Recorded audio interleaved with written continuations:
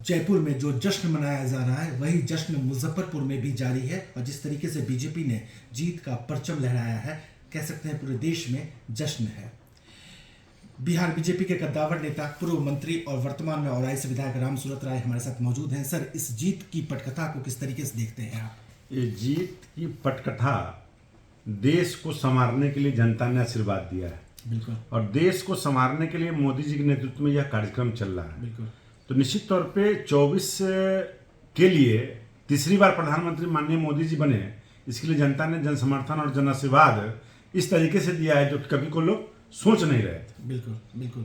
तो ये जो जीत है, क्या ये सेमीफाइनल है? फाइनल की राह जो है क्या आसान हुई है या कठिन अभी भी? भारतीय जनता पार्टी हमेशा पिच पर खेलती है और फाइनल ही मान के खेलती है। निश्चित तौर पे हमारा 24 फाइनल है और बिहार के लिए 25 भी फाइनल है।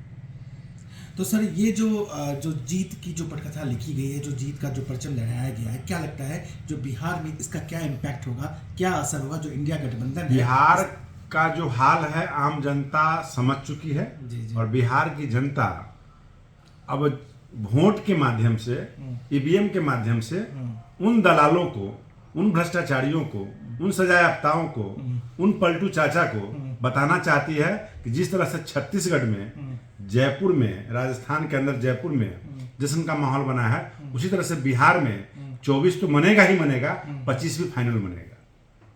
तो एक तरीके से राम सूरत राय ने ये ऐलान कर दिया है कि ये सेमीफाइनल की जो राह रही है, फाइनल में भी उसी तरीके से जीत होगा और बिहार में भी इंडिया गठबंधन जो है वो पूरी तरीके से परास्त भी होगा। नीतीश जी का भविष्य क्या देखते हैं सर? नीतीश जी का भविष्य अब चौपट हो चुका है। नीतीश जी का भविष्य समाप्त करने में अपना ही उनका आशीर्वाद है, दूसरे का कोई आशीर्वाद नहीं है। जी। क्योंकि जिस संगत से गुण होता है, संगत से गुण जात। जी। तो जिस संगत में गए हैं, महागठबंधन में गए हैं, और जाने के बाद जिस तरह से सनकी मिजाज के, नशेरी की तरह, एकदम स्पष्ट शब्दों में मैं कहना चाहूंगा, जिस तरह से विधानसभा के अंदर हमारी बिहार के 50% बहन बेटियों का जो इज्जत उन्होंने तार तार करने का काम किया है, और बिहार की ही नहीं पूरे देश का ये मामला है, और सभी जगह लोगों ने इनको थू करने का काम किया है। उस तरह से दलित प्रेमी छलावा जो दिखाते हैं, एक पूर्व मुख्यमंत्री उनसे सीनियर जो जीतन राम मांझी थे, उनको भी किस तरह से उन्होंने बेइज्जती करने का काम किया है, ये पूरे दलितों का अपमान का मामला है,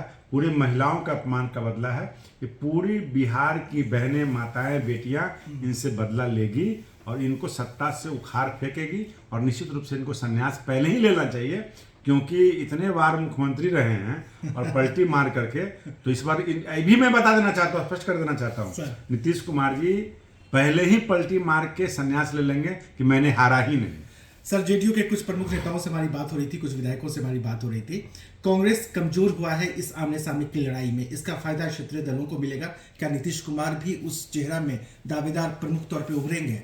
निश्चित तौर पे नीतीश कुमार जी तो चाहते थे कांग्रेस हम ही को अगुआ मान ले, दुल्हा मान ले सर, लेकिन उस योग्य नहीं है। लालू जी दुल्हा राहुल गांधी को मानते हैं। तो कहीं ना कहीं जिस महागठबंधन में हैं, बड़े भाई, छोटे भाई, चाचा और भतीजा, दोनों का तो मन, गले तो जरूर मिलते हैं, दिल नहीं मिलता है। ये तरह की परिस्थितियां हैं। तो निश्चित तौर पे ऐसे लोग कभी भी देश के भला नहीं कर सकते हैं, वो परिवार के भला के लिए राजनीति करते हैं।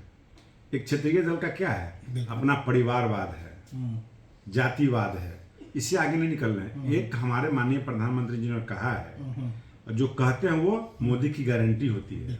वो गारंटी जैसे बैंक में हम लोग बीजी लगाते हैं, बैंक गारंटी, तो देश के अंदर मोदी जी ने कह दिया तो मोदी की गारंटी है। मोदी है तो मुमकिन है। लोगों के दिल में, आस्था में ये बैठ चुका है कि मोदी जी जहां भी कुछ करेगा, देश के 140 करोड़ जनता के लिए करेगा, न कि अपने परिवार के भाई बहन, बेटा भतीजा के लिए करेगा। जीत पर